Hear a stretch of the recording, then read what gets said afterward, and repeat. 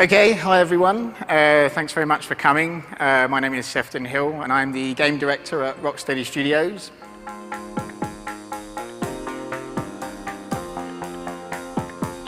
So what I'd really like to do today is to present to you 5 simple philosophies that we've used and continue to use, and each of these have contributed significantly to the success of Rocksteady.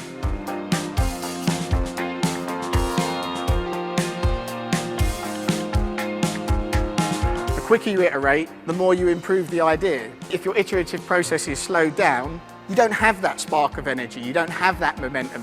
And this problem's actually exaggerated to a large extent when you're working on more risky ideas, because on more risky ideas, you're going to hit more problems. Your ideas are going to be less developed, and at the end of the day, your ideas are simply not going to be as good because of that.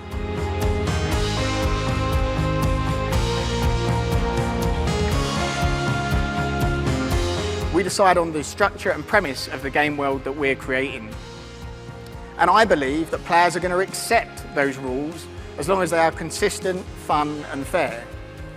So making smart choices about those rules of your world can make the difference between success and failure of your game.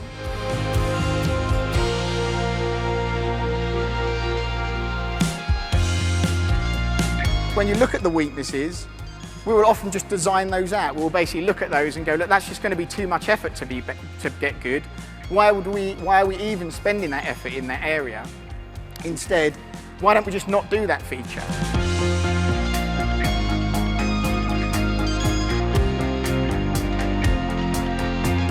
You know, your office is completely stuffed full of people who buy these games, and everyone there, that's your target market. Once you make a game that you're passionate about, your team are going to be passionate about it as well. It's what you really believe in. You're not second guessing or trying to create a game for someone else.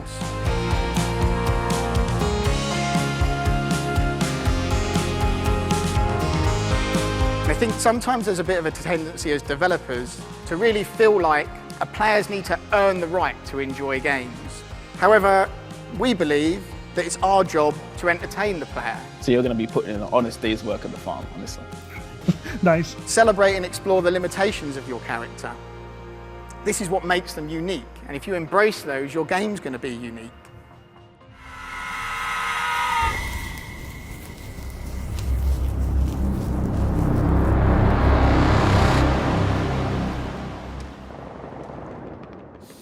So, figure out who we're killing yet? Oh.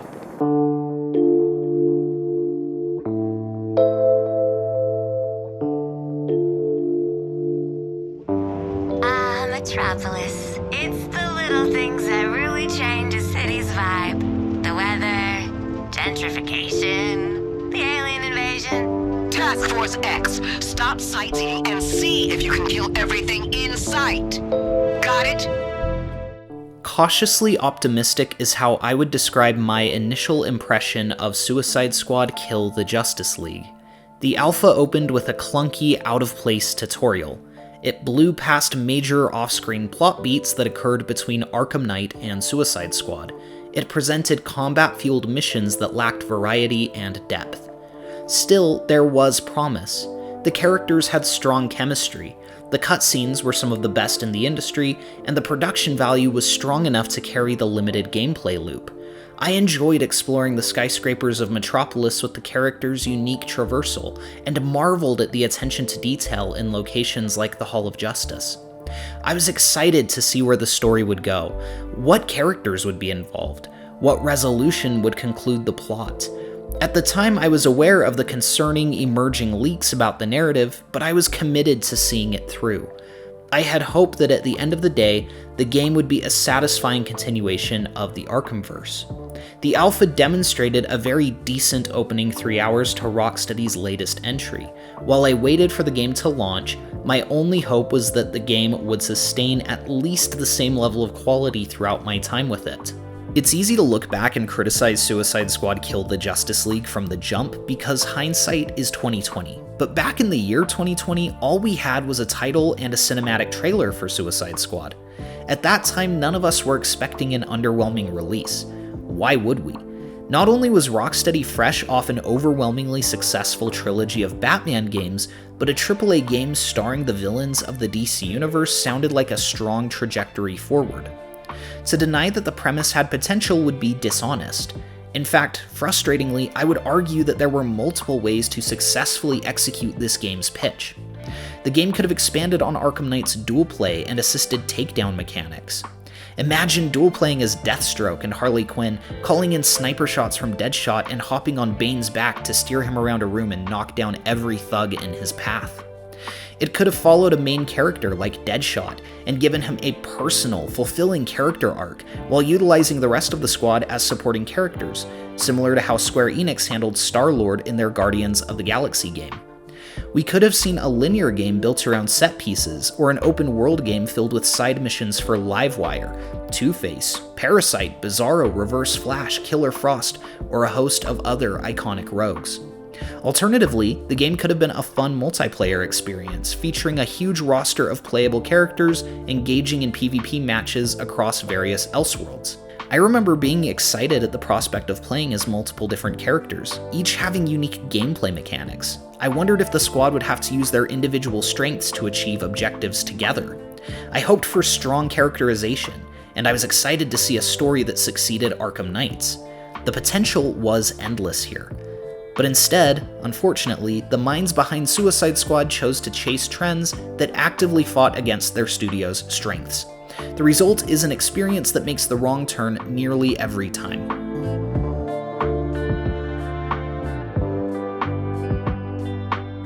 Getting my hands on the full version of Suicide Squad Kill the Justice League left me disappointed. I didn't hate the game, but it was a mixed bag. I don't think Rocksteady's Arkham trilogy was perfect, but the pros outweighed the cons every time. On the other hand, for every aspect of Suicide Squad I enjoyed, there was a caveat to sour it. The gunplay is enjoyable, especially near the beginning of the game. It allows for a massive level of verticality and scale to combat arenas, but it is hurt by the low mission variety. Games like Rocksteady's own Arkham series benefited from alternating between melee, stealth, puzzles, and platforming. Suicide Squad really only has combat missions, and their lack of depth make them feel old fast. These segments can also quickly spiral into chaos, with hordes of enemies and aggressive UI that make it difficult to determine what's going on. One thing Rocksteady has always excelled at is environment design, and Metropolis is no exception to that. It's a phenomenal counterpart to the Gotham of the Arkhamverse, and is complemented by a dynamic weather and day-night cycle. The few interiors in the game and the city itself are loaded with Easter eggs and detail, but there is no reward for exploration. You won't run into any cool side characters or adjacent stories. The city also lacks visual progression. No matter how many hours you spend shooting Brainiac's underlings, the city remains a static wasteland. This breaks the player's immersion of having any influence or effect on the world, alienating any feeling of real progression. A big selling point of Suicide Squad is customization. The idea that you can personalize the look of each squad member and match their abilities to your playstyle. Most cosmetics are locked behind expensive paywalls, and most aren't very interesting regardless. The only real exception to this is the firearms. I do think the weapons look really cool. Gameplay customization is extensive. At the end of each mission, you receive new gear. You can ask Poison Ivy to enhance your gear with afflictions. You can mix and match components in multiple slots, re-roll for different stats, and I haven't even mentioned the 3 distinct skill trees for each character. My biggest issue here is once again just how chaotic it is. There are so many currencies and numbers to keep track of in a system that could have easily been streamlined and greatly simplified. There is a max gear inventory of 300 items shared between 8 characters, which makes resource management a constant headache. Even when I did spend a lot of time creating a character build, there was only a minimal noticeable difference in combat. The mechanics for gameplay feel very similar regardless of who you are playing as, and regardless of how customized they are. The game also tends to drip feed the player better gear, so often you are receiving loot drops for lower quality equipment. The whole system feels unrefined and unnecessarily complex, especially when the result feels so minimal. The story is by far this game's hottest topic, and understandably so. What I will give credit to is the production value. Every cutscene is carefully crafted with clear technical mastery of the game engine. The actors all do an outstanding job with their characters. The music and sound design elevate each moment, and the lighting allows every scene to stand out regardless of the in-game time of day. Unfortunately, all of this dedicated work from the developers was spent on a very weak story by Sefton Hill. It's a story that so desperately tries to outsmart the player that it forgets to include the player. It so badly wants to convince the audience that the Justice League is dead that it neglects any other interesting avenue that could have been explored. Killing the Justice League is significantly less fun in action than it sounded on paper. The boss fights themselves are underwhelming, and the narrative context makes it all feel really mean-spirited. The characters, despite being portrayed by an excellent cast, get no character development. They are the same characters at the end of the story that they were at the beginning, and unfortunately, they are written to be pretty unlikable. Occasionally, one of them will crack a good joke or reveal something interesting about their backstory, but like the city of Metropolis, there is no sense of progression. Even when characters are under the influence of fear toxin, their hallucinations feel more like a dark ride at Disneyland than a nightmare.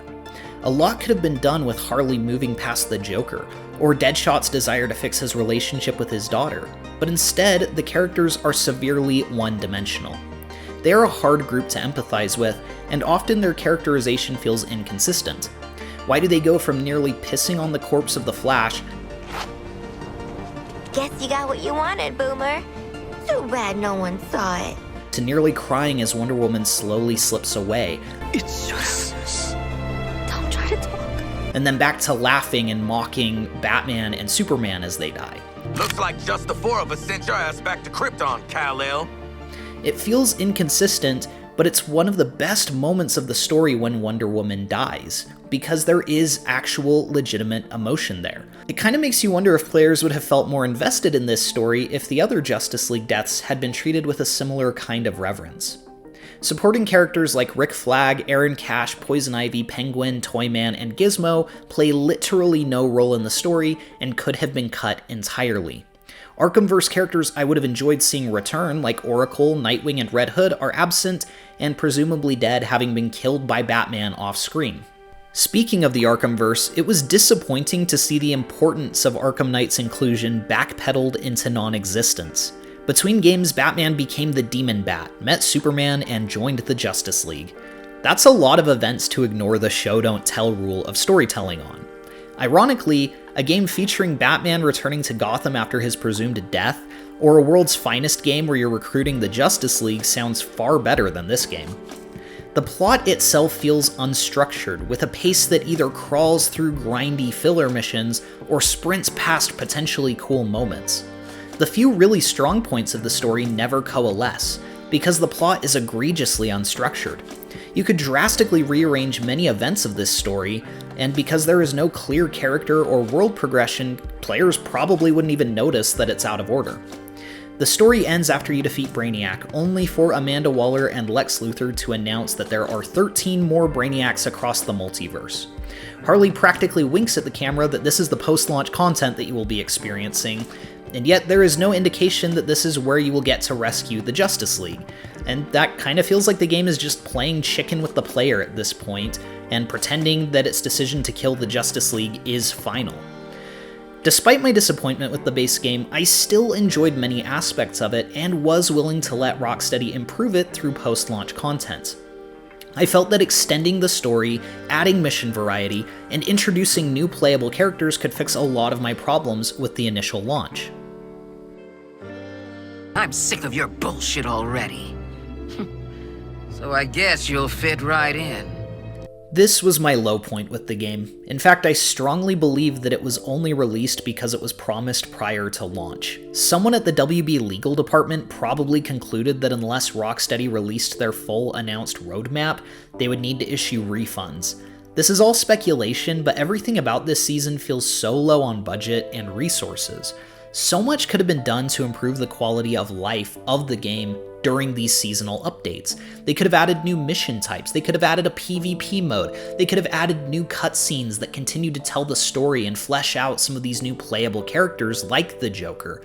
Instead, each of these characters gets a motion comic and a 1-minute long cutscene introducing them in the Hall of Justice. By Season 4, Deathstroke didn't even get that, but here in Season 1 it already felt underwhelming and very low on new content.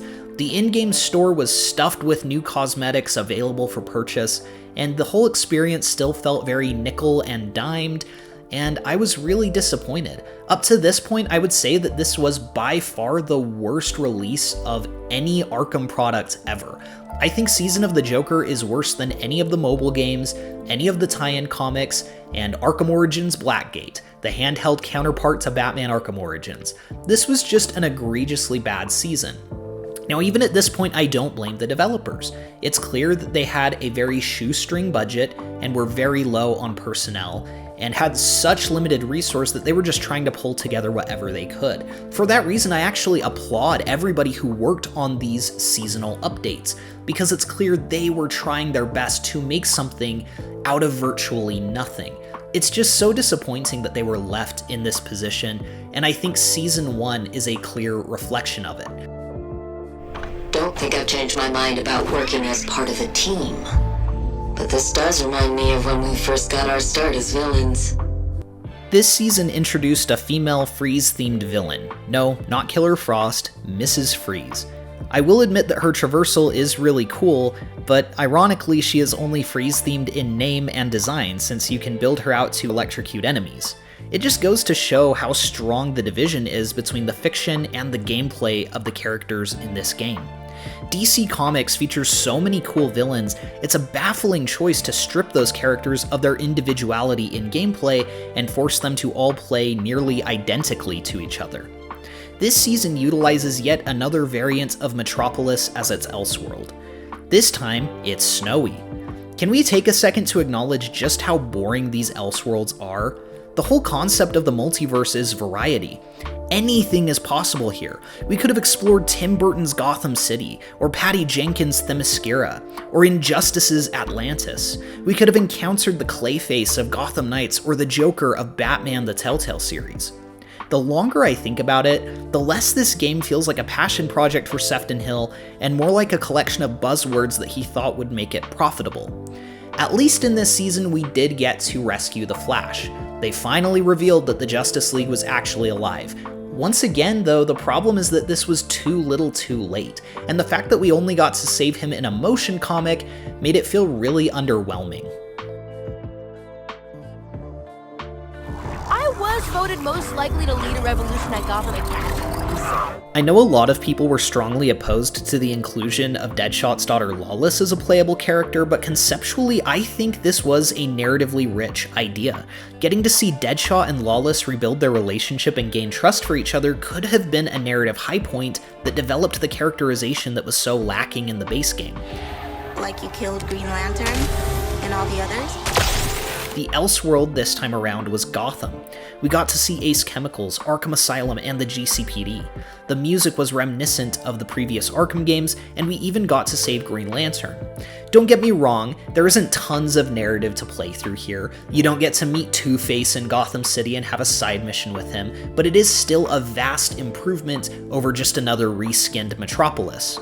Sadly, the mantra for the post-launch content remains true in this season. Too little, too late. Even though, in my opinion, this was more in line with what I was expecting these post-launch seasons to be, it's still very light on content. In all honesty, I think this is where the story started to turn around and get better, but by this point the production value was too low to do it justice. You can still get a glimpse at the direction Rocksteady wanted to take this story and these characters by listening to the audio logs.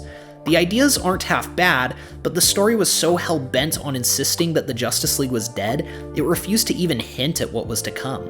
As a result, we got a shell of what was planned. If the game hadn't bottled itself into a live service model, or if it had been willing to reveal some twists earlier, we could have seen a much more balanced and satisfying product. Unfortunately, they waited too long, and at this point, it was too late. I would have loved if Season 3 had included a 2 to 3 hour long extension to the narrative where Deadshot and Lawless are bonding together as father and daughter as they go after the man who put Deadshot behind bars. But not to kill him, to save him from Brainiac. There's a lot of interesting narrative potential there, but sadly it will forever go unrealized. Where the base game's strong production value was hampered by its weak story, the seasonal content's improvements to the story are hampered by a severely limited production value. Suicide Squad! Prior to the release of Season 4, Rocksteady announced that it would be the final update. I felt a slight glimmer of optimism. Deathstroke was by far the most interesting new addition to the playable roster. Kevin Conroy had reportedly recorded dialogue of Batman's return before he passed away. I was interested to see if he would get a proper send-off. I was curious if the new playable characters would be given anything to do in the story, and I wanted to see if there was a cool final mission or cutscene that had been prepared to wrap up the plot. Season 4 ended up being the final letdown in a string of letdowns regarding this game. Deathstroke doesn't even get a proper introductory cutscene. Instead, his whole character is relegated to audio logs. His traversal is fine, but once again he adds nothing new to the gameplay loop. The Elseworld is a medieval kingdom. Maybe it's just me, but it feels incredibly out of place, especially when compared to the other Elseworlds of the game. It is more unique than the others, but that doesn't make it more interesting. Maybe there was some cut story content that would have explained its inclusion, but I guess we'll never know. The final cutscene is a motion comic with Harley Quinn narrating the return of Batman and Superman, the defeat of the final Brainiac, and the squad shorting out the bombs in their heads to escape Waller and escape into the Elseworld. It comes across as a how it should have ended sketch on YouTube rather than an authentic conclusion. The Justice League members that you killed in the game were clones. It feels like a Deus Ex Machina, a conclusion far too convenient for the story. Why did Brainiac not make more clones once the squad defeated the first batch? How did the Justice League get captured by Brainiac when the squad defeated him over and over again? Why did Brainiac use clones at all? It's a contrived conclusion that makes the base game feel more like rage bait than genuine storytelling. Why did Harley Quinn narrate the ending as opposed to the whole squad narrating it? My biggest letdown was the absence of Kevin Conroy's final recorded lines as Batman. Maybe there was a reason Rocksteady decided to leave them out, but I was looking forward to seeing his final appearance. Hell of a ride, but I'm getting off! As I look back on my experience with Suicide Squad Kill the Justice League in its entirety, I don't feel pissed off or angry. I find myself feeling sad. I really wanted to enjoy this game. It brings me no joy that the long-awaited Arkham Knight sequel left me feeling underwhelmed. It bums me out that plot points that I was interested to see Rocksteady tackle, like Deadshot's doppelganger, were either thrown under the rug or ignored entirely. I hate that so many developers who spent years of their lives trying to make this project work have received nothing but vitriol and threats. They don't deserve it. The technical aspects of this game are brilliant, and the team behind them deserves another chance to shine with better leadership. It bums me out that Sefton Hill, a director I respected, jumped ship when he realized a storm was coming in the form of community backlash. I hate that he left his team to reap the harvest of his poor decisions. The word I would use to describe Suicide Squad is directionless. The only person that can be blamed for a directionless story is the director. Jason Schreier's article cements this fact. Mistakes and miscalculations are part of the world of entertainment. I can excuse them. But making mistakes and then leaving your team to suffer because of them is very low. I hope Sefton can learn from his mistakes on this project and return to his strengths on his next game. I hope that one day we get to find out more about what the game was originally going to entail. I wonder what aspects were cut from the script. I wonder what the original vision for the post-launch content was. I wonder what the future of the Arkhamverse looked like after this game. I still think more stories can be told in the Arkhamverse. I don't think Suicide Squad does irreparable damage to it, but it will take a much stronger entry to get it back on track. While Suicide Squad never fully won me over, too many of its strengths are overlooked. I want to reaffirm that a lot of good work into this game. I do enjoy a lot of aspects of it. I have fun with a lot of the gameplay elements, and the cutscenes are some of my favorite in any video game ever. I wish everyone who worked on this game the best, and I look forward to seeing what they do next.